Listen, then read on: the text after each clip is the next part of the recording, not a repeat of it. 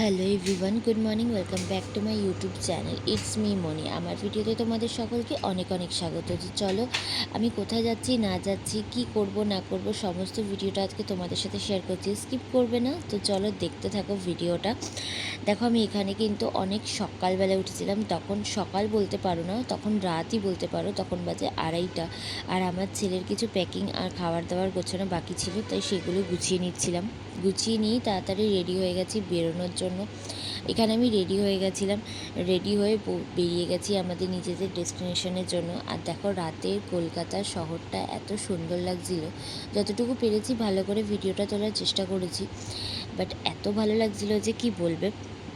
তারপর এই সব দেখতে দেখতে পৌঁছে গেছিলাম আমরা হাওড়া স্টেশনের দিকে। হ্যাঁ, আমাদের ডেস্টিনেশন এখন মোটামুটি হাওড়া স্টেশন ছিল, তো তাই হাওড়া স্টেশনে পৌঁছে গেছি। আর এখানে স্টেশনটা এত ভালো লাগছিলো। আমি ফার্স্ট টাইম গেছিলাম হাওড়া স্টেশনে, আর এখানে দেখছি সবাই এখানে লাগেজ নিয়ে শুয়ে রয়েছে। যাই হোক, দেখে কেমন লাগলেও আমার ভালোই লাগছিলো, কারণ প্রথম প্রথম তো সব কিছু ভালোই লাগে, আর একটু মনের মধ্যে এক্সাইটমেন্ট ছিল। আর এই যে আমার ভিডিওর শো স্টপার কিন্তু আসছেন, হ্যাঁ, বন্দে ভারত। আমার ভীষণ ভীষণ ইচ্ছা ছিল বন্দে ভারতে ওঠার, কোনো দিনই আমি উঠিনি, ভীষণ ইচ্ছা ছিল।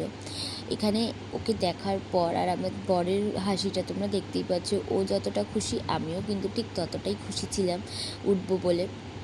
কেমন হবে না হবে ভেতরটা, তো দেখো ভেতরে উঠেও গেছি ট্রেনের।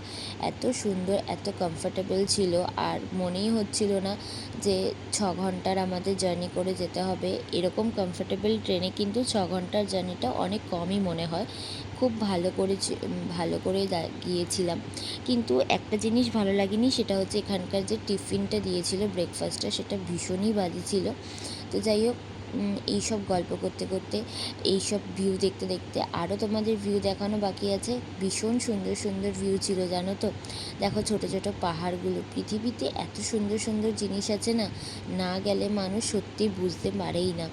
এখানে বালির চরগুলো দেখো কি সুন্দর লাগছে, আমার তো ভীষণ পছন্দ হয়েছে। আমি তো এগুলো দেখতে দেখতেই তোমার সময় কেটে গেছে, ঘুমাতে তো পারিনি, তারপরেও কিন্তু ক্লান্তি ভাবটা কিন্তু একদমই লাগছিল না। তো যাই হোক, এখানে আরও সুন্দর ভিউ তোমরা সামনে দেখতে পারবে। দেখো কতটা সুন্দর লাগছে, পৃথিবীটা আমাদের কতটা সুন্দর। এরকম যদি দূরে কোথাও না যাও তাহলে সত্যি এত বুঝতে পারবে না। তারপর ফাইনালি আমরা পৌঁছে গেছিলাম আমাদের ডেস্টিনেশন পুরীতে। হ্যাঁ, আমি পুরী এসেছিলাম। তো যাই হোক, বহু বছর পর পুরী আসার পর এই সমুদ্রটা দেখার পর কী যে বলবো, একটা মনে আলাদাই ফিলিংস আসছিল। কিন্তু সব থেকে যদি কাউকে বেশি মিস করি, সেটা হচ্ছে আমার নিজের বাবা মাকে মিস করছিলাম। কেন, জীবনে প্রথমবার বাবা মাকে ছাড়া হাজব্যান্ডের সাথে এসেছিলাম কোথাও ঘুরতে, আর এখানে বিকালবেলায় একটু ফ্রেশ হয়ে রেডি হয়ে নিয়েছিলাম বাইরে বেরোনোর জন্য। এখানে আমার বরের সাথে আর আমার শাশুড়ি মায়ের সাথে বাইরে বেরোচ্ছিলাম একটু।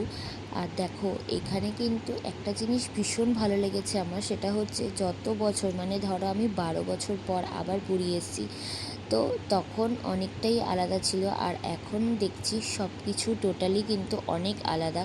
যাই হোক, এই খুশি আনন্দ নিয়ে মনে সি বিচের দিকে নেমে গেছি। আর যখন সমুদ্রটা আমি দেখলাম, জাস্ট ওয়াও, মানে নিজেকে ধরে আর রাখতে পারলাম না। মনে হচ্ছিল সব ছোটোবেলার স্মৃতিগুলো, বাবা মায়ের সাথে এসে যে সি বিচে খেলা, বালি নিয়ে সমুদ্রে আনন্দ করা, সমস্তটা আমার মনে পড়ে যাচ্ছিল। খুব মিস করছিলাম বাবা মাকে।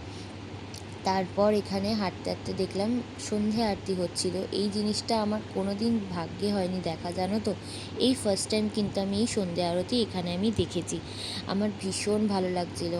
এখানে অনেকক্ষণ দাঁড়ানোর পর এখানে দেখো এত প্রচণ্ড হাওয়া দিচ্ছে, কিন্তু আরতির আগুন যেটা ছিল সেটা কিন্তু কোনো রকমেই কিন্তু কম বা নিভে যাওয়ার কোনো চান্সই ছিল না। সবই ভগবানের লীলা। যাই হোক, এইসব ঘুরে টুরে আজকে ফার্স্ট ডে পুরীর কিন্তু এইটুকুনি ভিডিও। দেখা হচ্ছে নেক্সট পার্টে। Tata, bye bye, see you, সবাই ভালো।